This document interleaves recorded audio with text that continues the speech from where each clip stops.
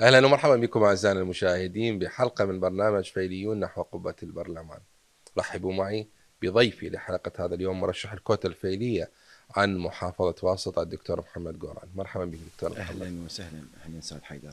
بداية دكتور عرف المشاهدين بنفسك. بالبدء شكرا لقناة الإشراق الفضائية لإتاحة الفرصة لهذا اللقاء.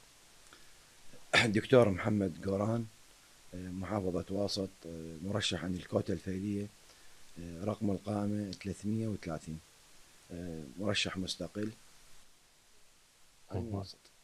دكتور ألاحظ صوتك رايح، يمكن هاي من خلال كثرة اللقاءات الانتخابية والجلسات والندوات. ولا والله يعني بالحقيقة هو أصلا عملي كمدرس نعم. بثانوية، وتعاملي مع الطلبة، التعامل الممتع مع الطلبة مهم. وحب العمل، نعم. يجوز أخذ من صوتي أكثر من والله الندوات فعلا واللقاءات. الاساتذه يتعبون هواي، يتكلمون كثير بالمحاضرات حتى يوصلون وأنا المواد. إحنا بإدارة، أنا معاون يعني إدارة نعم. الثانوية، فلازم يصير تعامل كلش قريب عن الطلبة وأهالي الطلبة. مهم. دكتور، عملك كمعلم اكيد راح يخليك على تماس مباشر مع هموم العوائل وحتى الطلبه، ويعني احتياجات المواطن العراقي يمكن تكون انت على اطلاع تام عليها. هذا راح يكون عندك فالتصور واسع الى ماذا يحتاج اليوم المجتمع العراقي والواسطي بشكل خاص. بصراحة عملي كمعاون ثانوية، نعم. وإضافة يعني إضافة إلى شهادتي، يعني شهادة الدكتوراه، وبقيت بنفس يعني تربية واسط نعم. وإدارة ثانوية. التعامل مع الأهالي ومع الطلبة جدا ممتع، مهم. صعب نعم. بس ممتع. إذا واحد أحب عمله راح يتقن العمل، فعلا وراح يبدأ به. يقدر يتواصل ويكون قريب من الطلبة ومن الأهالي. نعم. دكتور، حضرتك مرشح مقعد الكوتا الفعلية في نعم. محافظة واسط، بالتالي كيف ترى مستقبل الكرد الفعليين في العملية الديمقراطية بالعراق؟ بصفتي يعني مرشح عن الكوتا الفعلية، أرى أن المستقبل أمام الفعليين مستقبل مشرق إن شاء الله، بوجود نخب فعلية عديدة، وخاصة المواقع الفعلية أو يعني خلينا نقول للتمثيل البرلماني والتمثيل الحكومي في الحكومة العراقية. الفيلون نعم. جزء لا يتجزأ من الشعب العراقي. الفيلون وطنيون نعم. بانتمائهم ووطنيون بمنهجهم، وسيبقى كذلك إن شاء الله مرشحيهم في المناصب الحكومية أيضا إن شاء الله. إن شاء الله. دكتور، مشروعكم الانتخابي ما الذي يحمله خصوصا للفئات التي لم تأخذ حقها يعني سابقا بالتمثيل في الدورات النيابية؟ المشروع المشروع الفيلي أو المشروع الانتخابي لي بالذات يكون مشروع بعيد عن المحسوبية، وصوت للمظلوم، وتحقيق الكفاءة، تحقيق تكافؤ الفرص نعم. داخل الحكومة يعني داخل الحكومات التشريعية والتنفيذية إن شاء الله. نعم. دكتور، اليوم بصفتك يعني من أبناء محافظة واسط، هذه المحافظة العزيزة، أين تشخص مواطن الضعف والخلل؟ إذا ماذا تفتقر اليوم هذه المحافظة؟ محافظة واسط بالتأكيد هي تعتبر يعني اسم على مسمى، هي واسط. نعم. هي انتقاله مثل ما نقول مثل بين العاصمة والمناطق الجنوبية. نعم. محافظة واسط غنية جدا بالثروات الطبيعية وبالثروات الزراعية، وكذلك بالثروات الفكرية. نعم. الثروات النفطية نشوف يعني بواسط اكو عندنا الحقول النفطية موجودة، ابتداء من حقل بدر النفطي إلى حقل الأحدب، وهناك حقول جديدة في طور يعني في طور العمل، نعم. اكتشاف وإنتاج. إضافة إلى الحقول الغازية أيضا، إضافة إلى وجود المنفذ حدودي، هو منفذ زرباطي الحدودي، زرباطية مهران الحدودي الموجود في يعني في واسط. هذا كله يعني خلى واسط خلينا نقول محافظة نفطية، ونستطيع أن نقول محافظة صناعية أيضا، إذ ما استغلت هذه الثروات. إضافة إلى الطابع الرئيسي لواسط هو الطابع الزراعي. مناطق شاسعة من واسط تعتبر سلة غذائية للعراق ككل. نعم. نعرف احنا نهر دجلة وسدة الكوت اللي هي أضخم مشروع روائي بالعراق. يعني خلينا نقول طور وقدر أن يحقق الواسط إنتاج زراعي نعم. وتنوع زراعي في جميع يعني جميع الأقضية والنواحي. ممكن أيضا استثمار سياحيا دكتور محمد. الاستثمار السياحي يعني كان عندنا فكرة بصفتي جغرافي، يعني نعم. الدكتوراه مالتي بالجغرافيا المناخية، مواقع عديدة لواسط بالنسبة يعني نعم. كمناطق سياحية. أولا نهر دجلة، موقع هور الدلمج أيضا مميز عندكم. هور الدلمج وغيرها من المناطق، زرباطية نعم. المناطق الجبلية والوديان الموجودة بها وعيون الماء. كذلك نهر دجلة بحد ذاته يعني بمواقع جدا مهمة، لأن وجدا يعني خلينا نقول مؤثرة إذا ما استغلت سياحيا. نعم. يعني اكو بنهر دجلة يسموهم البحيرات الهلالية. عندنا بحيرة بالنعمانية وعندنا بحيرتين بالعزيزية وشمال العزيزية. هاي يعني هواية تكون فد منطقة جميلة سياحية إذا ما استغلت استغلالا صحيحا، وهي فرصة خلينا نقول لتقليل البطالة ولتوفير فرص عمل للشباب. الحديث عن البطالة دكتور، برأيك كيف يمكن أن نخلق فرص عمل جديدة تنتشل الشباب في واسط من واقع البطالة؟ حديث البطالة حديث يعني مهم جدا وحديث ذو شجون.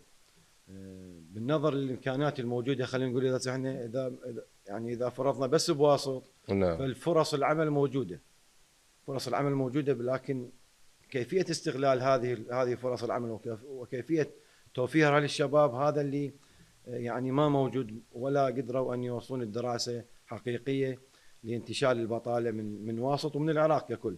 واسط قلت لك يعني حقول نفطية، بالإضافة إلى المنفذ حدودي، نعم. بالإضافة إلى المناطق الزراعية الواسعة، وبالإضافة إلى وجود نهر دجلة والثروات اللي موجودة، يعني الثروات المائية والثروات الزراعية.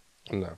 طيب دكتور، أيضا نتحدث عن جانب جدا مهم ضمن مشروعك الانتخابي من خلال موقعك الإلكتروني. يعني نلاحظ أنه جنابك تتبنى رفض المحاصصة السياسية، كان واضح من خلال منشوراتك. كيف يمكن أن يتحول هذا الموقف أو هذا الشعار إلى خطوات ملموسة على أرض الواقع؟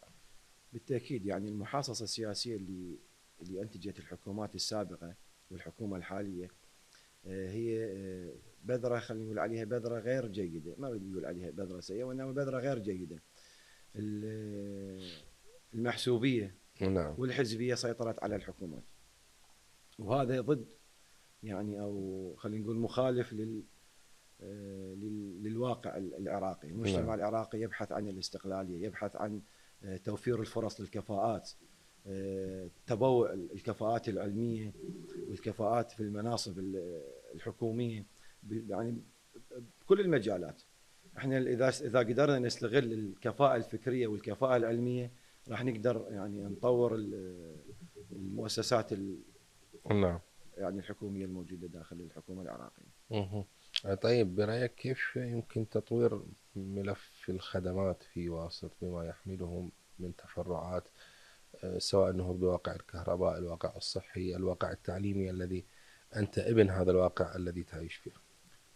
يعني إذا اتجهنا إلى الواقع الخدمي في واسط، نشوف احنا يعني الواقع الخدمي يعني نوعا ما تطور بالسنوات الأخيرة. نعم. يعني اكو فد أشياء نقدر نضيفها إليه بتطوير المناطق مثلا المحرومة لحد الآن السكنية، أو زيادة البنى يعني، أو تطوير البنى التحتية. نعم. إنشاء المصانع، المعامل اللي نقدر من خلالها أيضا نوصل أو خلينا نقول نوفر فرص عمل.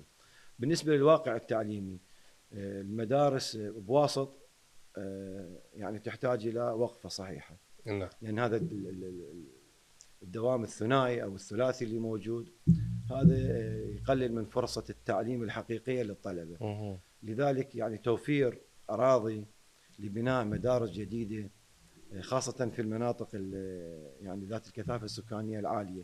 تطوير المدارس، تطوير الكوادر التربوية، إضافة إلى توفير الأنشطة اللا صفية داخل المدارس. يعني احنا نلاحظ أنه مثلا درس الرياضة يستغل بغير دروس. نعم.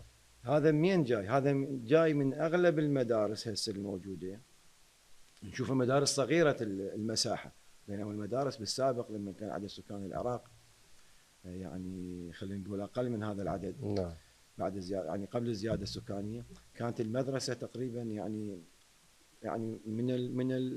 من شلون نقول جدا قليل المدارس اللي تقل بها أو تختفي بها الساحة الرياضية، إذا كانت نعم. لكرة القدم أو للسلة أو للطائرة أو المنضدة أو قاعة رياضية بالمدارس. هسه نشوفها اختفت.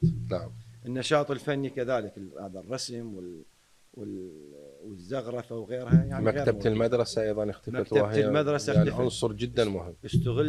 استغلت أكثر هذه يعني المكتبة أو القاعة الرياضية لأن تكون صفوف دراسية. نعم. بسبب أعداد الطلاب الكثيرة وعدم وجود مدارس. طيب دكتور، لاحظت من خلال قراءتي لبرنامجك الانتخابي تبنيك لمشروع إلغاء الرواتب التقاعدية للمناصب السياسية. كيف من الممكن أن يتحقق هذا مستقبلا، وهو أمر شائك صراحة، وكيف من الممكن أن يترجم فعلا على أرض الواقع؟ يعني بالحقيقة أنا يمكن قبل أكثر من 10 سنوات كانت أكو بعض التجمعات يعني مظاهرات خلينا نقول لإلغاء الرواتب البرلمانية، ولا زلت متمسك بهذا الشيء. نعم. الراتب البرلماني خلينا نقول مثلا اوكي يعني اكو تقليص الرواتب والغاء الرواتب التقاعديه. تقليص الرواتب نعم. بالذات يعني يجب ان يكون فد مطلب رئيسي، وان شاء الله يعني اذا وصلنا لقبه البرلمان راح يكون اول فقره اتبناها. نعم. الفقره الثانيه هي التقاعد البرلماني. نعم. يعني ما معقوله انه العراق يستنزف الرواتب ضخمه رواتب تقاعديه ضخمه من 2003 لحد الان. نعم. لأناس يمكن يعني ما قدروا يخدمون العمليه التشريعيه والحكومه العراقيه الا اشهر معدودات. نعم. هذا التقليص او الالغاء، انا اتمنى الالغاء. نعم. يعني الا يعني بحالات نادره يعني تكون يبقى راتب تقاعدي، بس راتب تقاعدي يعني خلي يكون ضمن معايير صحيحه. هذا كله راح يتحول الى يعني خلينا نقول زياده الرواتب للموظفين العاديين الى ميزانيه الدوله. ميزانيه الدوله تقليل الرواتب يعني نقدر نضيفه للتقاعد بقيه الشعب، ونقدر نحول الى بعض دكتور، هل تعتقد انه من السهوله ممكن ان يتم تحقيق هذا الموضوع؟ ماكو شيء سهل. بس ماكو شيء صعب بنفس الوقت. الصعب لازم انت بهالحاله تقدر تتحالف او تجد اناس مؤمنين بهذه الاشياء. نعم. وان شاء الله موجودين الخير، يتبنون نفس الفكر ونفس النظريه. نفس الفكر. نعم. رفض الامتيازات، رفض الجوازات الدبلوماسيه. يعني انا ليش اميز نفسي عن الشعب؟ نعم. انا ابن الشعب، يعني انا ليش اكون فد جزء يعني مغاير لبقيه الشعب؟ انا ليش افضل من عندهم؟ انا لما اكون ممثل لهم يجب ان اكون واحد من الشعب، ما اريد ابتعد عن هذه. نعم. عن الطبقات المختلفه. يعني وحتى الموظف يعني العفو البرلماني لما يكون بالبرلمان، انا اتمنى وان شاء الله اقدر احقق هذا الشيء، انه يرجع لدائرته. نعم. ليش اني 4 سنوات ويطلع تقاعد؟ على اي اساس يعني؟ ليش ما ارجع لدائرتي؟ خلي احسس البرلماني انه هو جزء من الشعب، راح يرجع للشعب. راح يرجع كموظف بالدائره، بالمدرسه، بالمستشفى، اي مكان كان يعمل. خليه على اذا حس بهذا الشيء راح يقدر يوصل فد فكره المواطن للبرلمان، ويقدر ان يصوغ التشريعات بامانه ودقه. بالفعل دكتور، راح نستكمل معاك بمحاور اخرى، لكن بعد هذا الفاصل خليكم ويانا.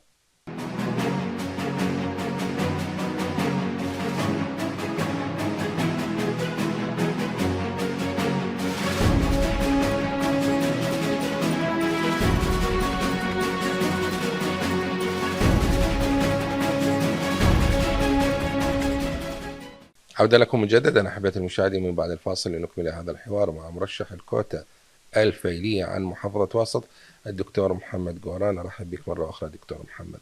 شكرا. دكتور محمد، احنا بدايه اكيد نتمنى لك الموفقيه، وان شاء الله تفوز على ثقه الناخبين وتتبوأ مقعد في البرلمان العراقي. اذا ما تم ذلك، كيف تتصور او تتخيل ان يكون شكل تحالفاتك المستقبليه؟ انا اتمنى ان يعني نجد الناس القريبين يعني الى خلينا نقول الى التوجيهات العامه للمرجعيه الدينيه ولغيرها، والفكره الاصلاح. نعم. مبدا الغاء المحاصصه الحزبيه، ومبدا والغاء المحسوبيه، والغاء الامتيازات. فاذا نعم. ان شاء الله يعني، وان شاء الله قريب جدا من مه. هيك يعني هيك كتل او هيك افكار او هيك ناس، وان شاء الله اكون معهم بهذا البرنامج ان شاء الله. دكتور، نعود الى الهم الفيلي، وانت ابن هذا المكون.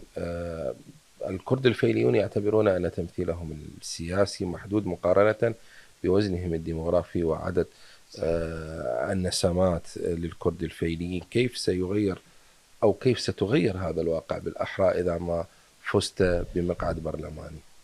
واحنا اذا رجعنا يعني للتمثيل الكرد الفيليين بمقعد واحد بالبرلمان العراقي، نعم. يعني 329 برلماني ومقعد واحد للفيليه. نعم. هذا فد شيء يعني ما اعرف وشلون نحسب، وانما هسه خلينا نكون بس يعني يجب ان يكون الصوت الفيلي صوت عالي، صوت الفيلي يكون صوت المظلومين للفيليه ولبقيه المكونات. نعم. احنا يعني بالتاكيد راح نلتزم بالمنهج الوطني، بالمنهج الوطني المنادي بالاستقلاليه وبعدم استغلال المناصب او يعني المناصب الحكوميه او المناصب التشريعيه. اذا قدرنا ان نحقق يعني نتحالف او نحقق فد اجماع لسياده المنهج الوطني والصوت الحر، الصوت العراقي الحر، راح نقدر ان نوصل الصوت الفيلي. الفيليين جزء لا يتجزأ من العراق، والعراق معروف بتنوع مكوناته. هذا التنوع هو اللي خلق هذا الفساء الجميله للعراق، وان شاء الله نقدر نوصل الصوت الفيلي، الصوت الفيلي الحقيقي تحت قبه البرلمان المطالب بالحقوق، سواء للكرد الفيليين او لبقيه المكونات، بالعداله وبالمساواه ان شاء الله. ان شاء الله. طيب، نتحدث عن ايضا برنامجك الانتخابي، وذكرت في اكثر من مره دكتور ان القيم والمبادئ ستكون فوق المكاسب. هذه هي رؤيتكم. كيف يمكن ان نرى هذا المبدأ يتحول الى تشريعات حاكمه؟ بالتاكيد يعني المبدأ هو فوق الاستغلال الوظيفي. نعم. المبدأ سيكون هو المبدأ. واحنا يعني وين نقول المبادئ؟ مبادئنا اذا بغير المبادئ وبغير القيم الحقه البعيده عن المحسوبيه، لن يكون هناك صوت حقيقي في البرلمان. تكافؤ الفرص، الابتعاد عن الحزبيه، نعم، وعن وجود الاشخاص غير الكفؤين في الاماكن يعني الحكوميه، المناصب الحكوميه، سيكون هدفنا. وان شاء الله ستتحقق العداله الاجتماعيه والعداله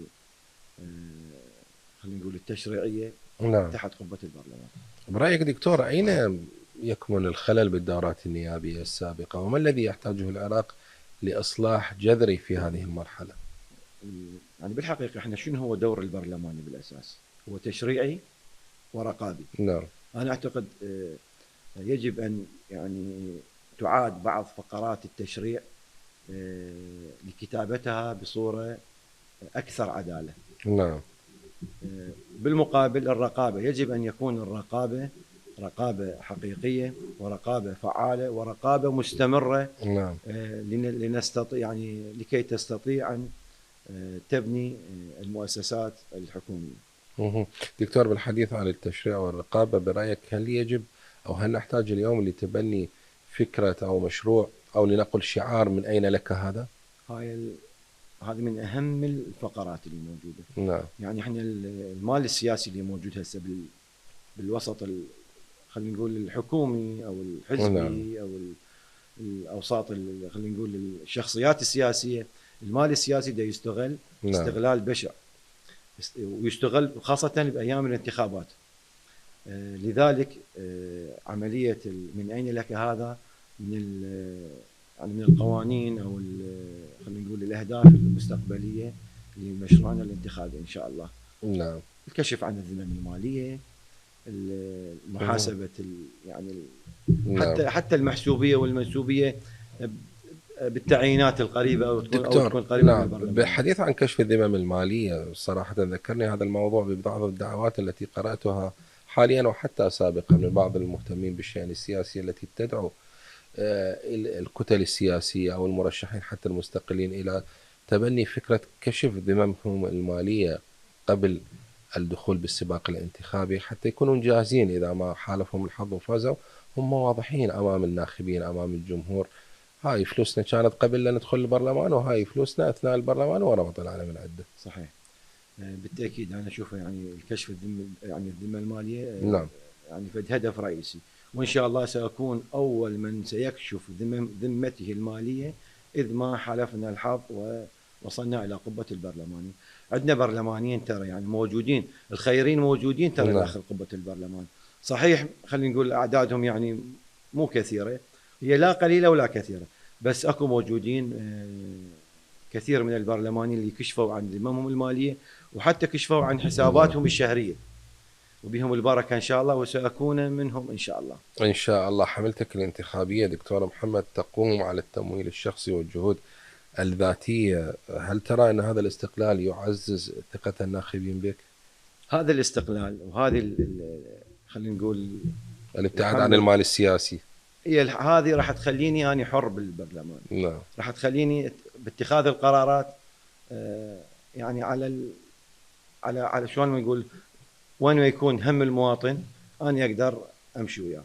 نعم. بس إذا ما كانت حملتي الانتخابية مدعومة من شخص أو من حزب أو من أي جهة، ما راح أقدر أكون صاحب رأي حقيقي أو رأي حر، راح تكتفني.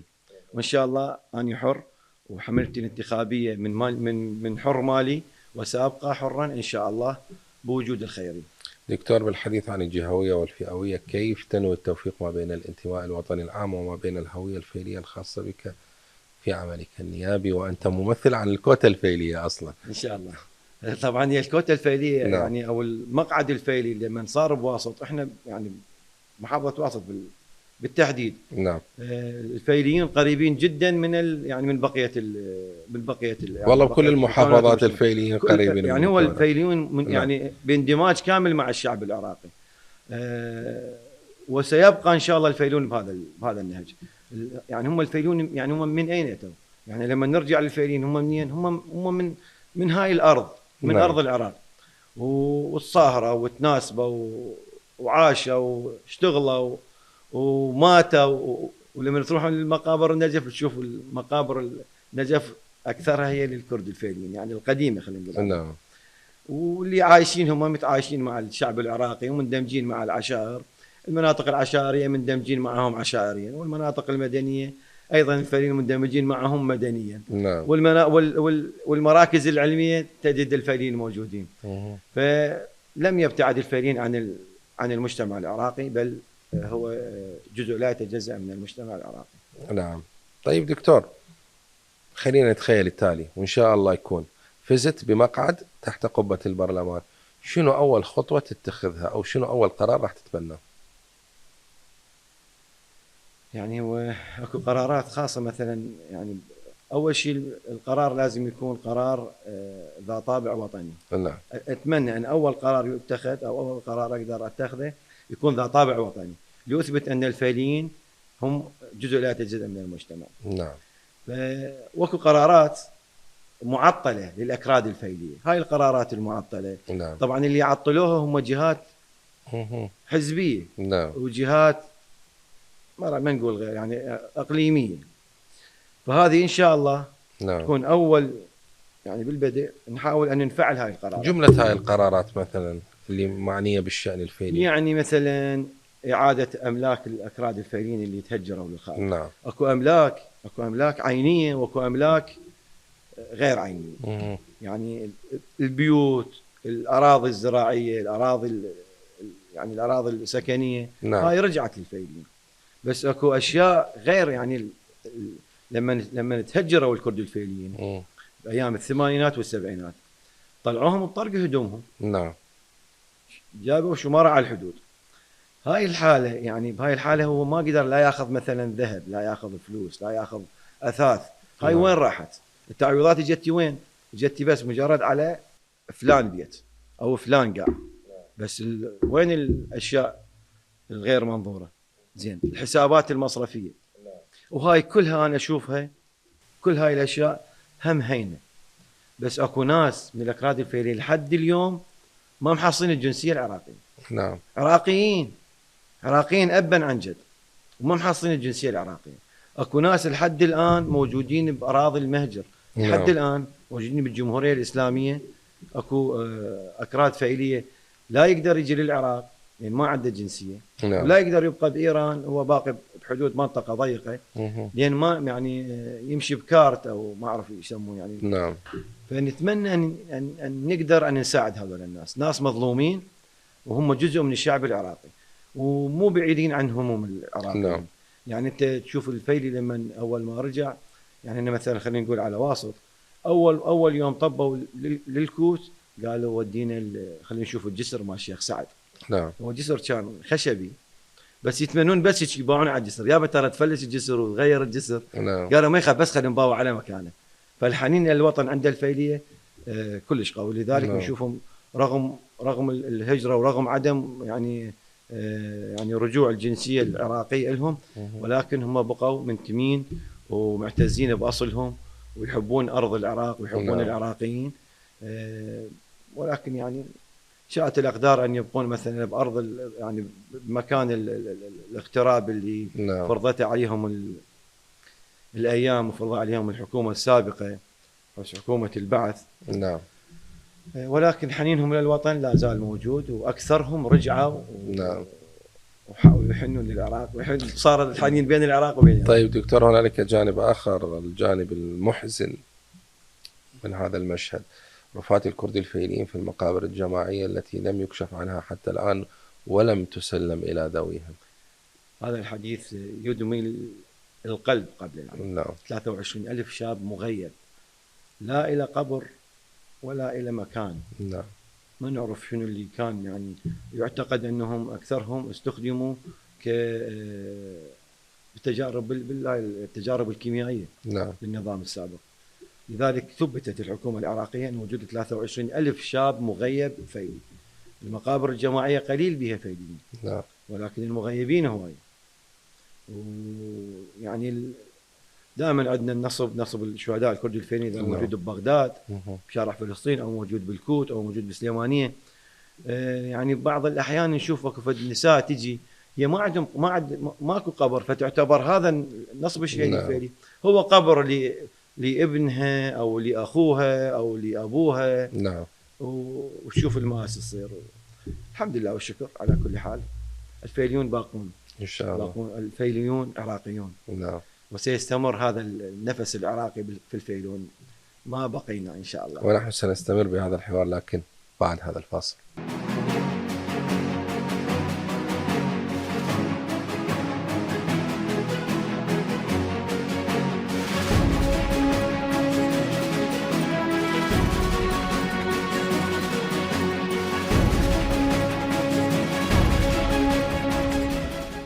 إذا أحبة المشاهدين، من بعد الفاصل نعود لتكملة هذا الحوار مع ضيفنا العزيز دكتور محمد قوران. دكتور محمد، قبل الفاصل كنا نتحدث عن الهموم الفيلية ومشاكل الكرد الفيليين ومعاناتهم.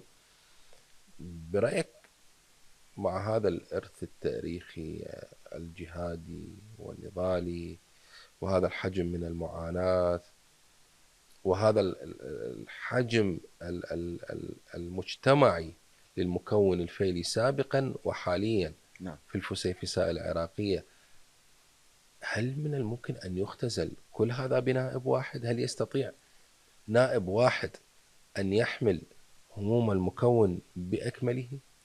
وأنت في قلبي، يعني حقيقة يعني كنت يعني أتمنى أن نتحدث بهذا الموضوع، وإحنا نتحدث عليه دائما. نعم. يعني الفيليون الموجودين بكل مراكز المدن العراقية، كل مركز مدينة عراقي موجود كرد فيليون. نعم.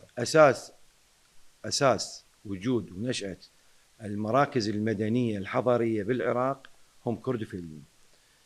تواجد كرد فيليون في أغلب المحافظات. مثلا الثقل مالتهم صحيح الثقل بواسط، نعم. بس موجودين بالناصرية، كل مدن الناصرية، سوق نعم. الشيوخ، الرفاعي، الفجر، حال الكوت والحي والصويرة والعزيزية وبدرة وجصان وزرباطية، العمارة وأقضيتها ونواحيها، البصرة، هاي كلها مدن فيلية. الحلة، نعم. محافظة بابل، موجود بالحلة وموجود بالقاسم وموجود بقية مناطق بابل، كربلاء، النجف، بغداد، وين كلها بها فيلية، كلها فيلية. نعم. يعني نائب واحد يعني احنا اذا ردنا نحسب يعني نسويها نسبة وتناسب، هم يعني يستحقون اكثر من 10. هسه عمي ما نريد 10، عم ينصفونه 5 مقاعد خلي تصير. نعم. خلي تكون واسط، خلي تكون الميسان او ذي قار، خلي تكون دياله، بغداد اللي نعم. يعني من المفارقات انه بغداد تمتلك مقعد في مجلس المحافظه. نعم. يشغله النائب الاستاذ الاخ العزيز الاستاذ عامر الشوهاني الفيلي، بها بس مقعد مجلس محافظه، بينما المقعد برلماني ماكو بغداد، ما لها بغداد. نعم. لذلك اختزال المقعد، اختزال الفيلين بمقعد واحد هو ظلم بحق ذاته. نتمنى من الكتل السياسيه الحاليه وان شاء الله المستقبليه ان يكون لها فد نظره للفيليين، الفيليين المجاهدين، الفيليون مثل ما قلت هم ملح الارض، ملح العراق. ترى الفيليين هم مشترك، نعم. فد حلقه وصل بين الكرد وبين العرب، وبين عفوا من هذه النغمه بين السنه وبين الشيعه. نعم. هم حلقه الوصل. يجب ان نتمنى ان كل مكونات الشعب العراقي وكل فئاته وكل قوميه وكل طوائفه تدافع عن الكرد الفيليين، يعني نعم. هم وناس مشتركين وناس محبين للعراق وهم ملح الارض. طيب دكتور محمد، هذا على مستوى التمثيل التشريعي والسلطة التشريعية، لكن نلاحظ أن هنالك ظلما للفيليين أيضا حتى على مستوى السلطة التنفيذية. ما راح أتكلم لك بالعراق بشكل عام، أنت ابن المحافظة واسط فحتى تكون شهادتك دقيقة. في واسط كم كردي فيلي بالمناصب التنفيذية؟ بمعنى آخر للمشاهد، كم كردي فيلي مدير عام، عنده منصب بدائرة، درجة خاصة، وكيل وزير، وين بعد؟ وين اوصل لك؟ والله ما اعرف نعم. حكومة واسط المحلية لا يوجد اي منصب لاي كردي فيلي باسم المكون الكردي. نعم. الفيلي ما موجود هذا الشيء. كان بالسابق معاون مدير تربية واسط استاذ ثامر، وكان نعم. معاون المحافظ سابقا الاستاذ نبيل شمة، وقبل الاستاذ المهندس ذو الفقار القوراني، كانوا موجودين. بس حاليا نعم. اي منصب لاي كردي فيلي بعنوان الكرد الفيليين غير موجود بمحافظه واسط. هسه احنا بواسط ما محصلين. نعم. انت تقول وكيل وزير او ماكو هذا ما اعرف من الظلم ومن نعم. يعني انا اعتقد اكو عدم توافق في حكومه واسط، وعدم انسجام بين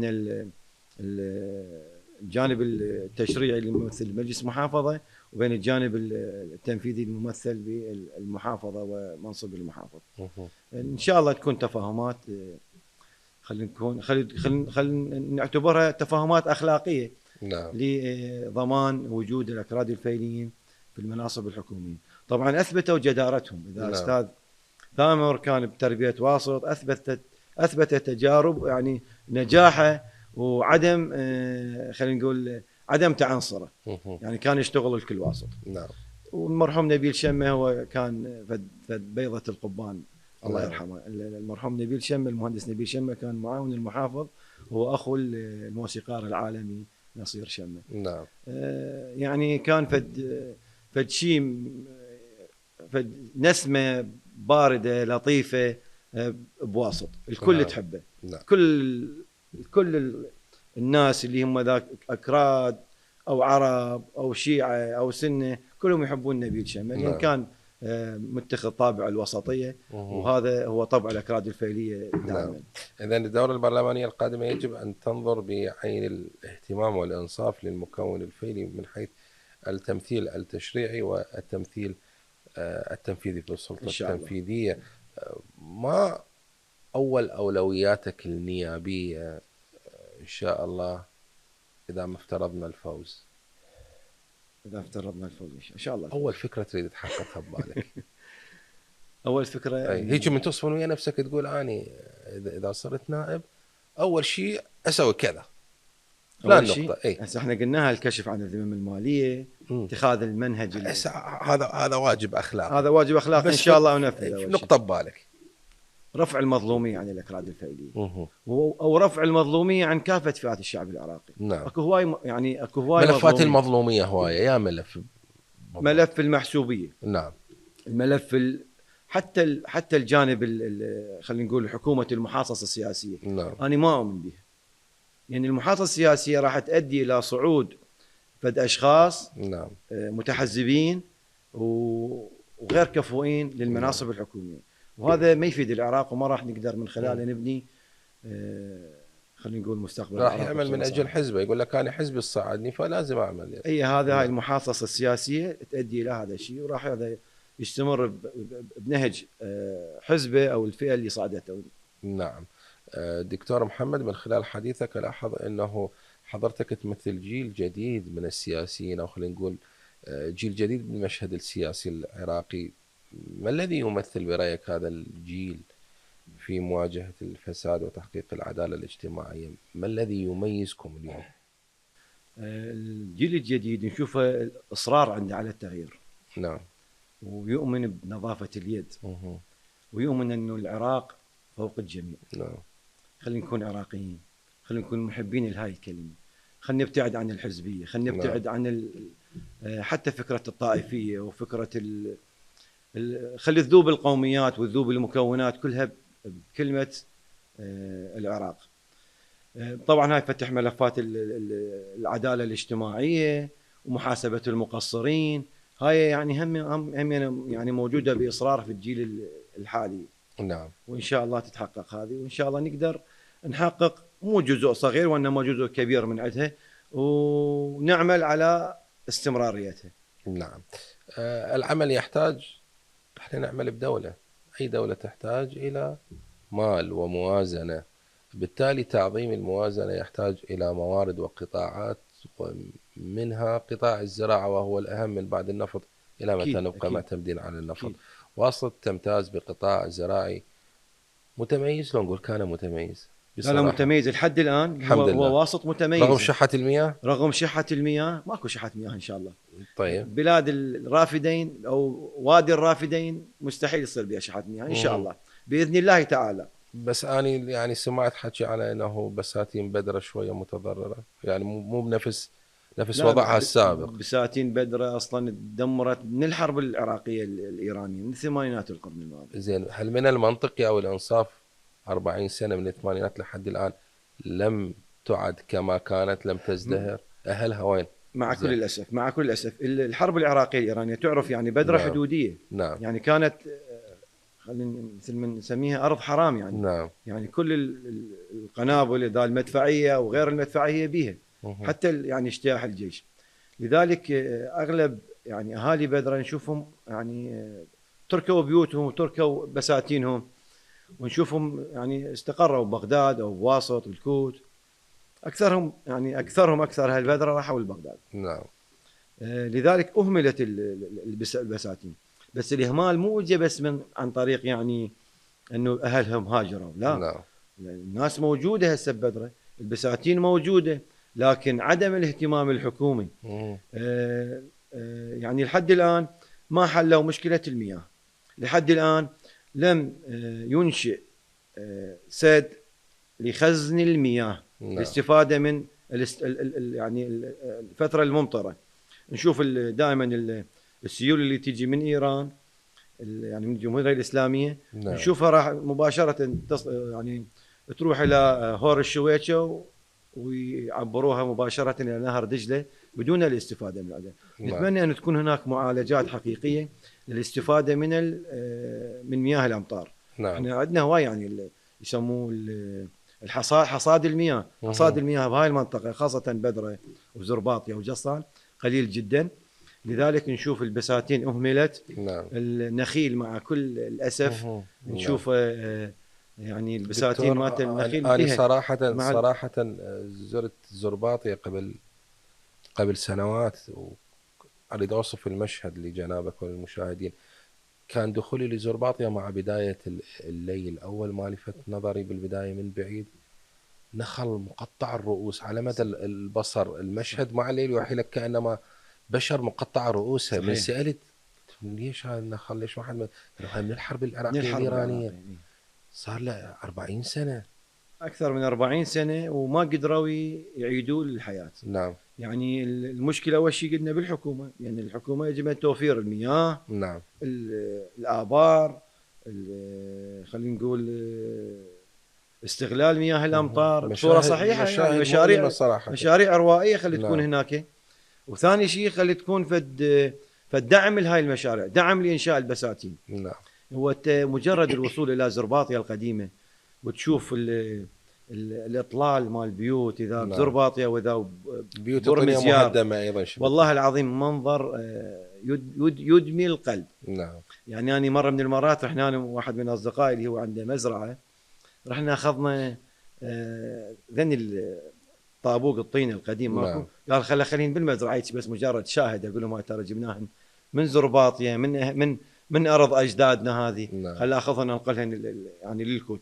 وأقول للأولاد على مود يستمرون أن يعرفون أن هاي المنطقة كانت مركز حضري كبير جدا، إذا زرباطية وإذا بدرة.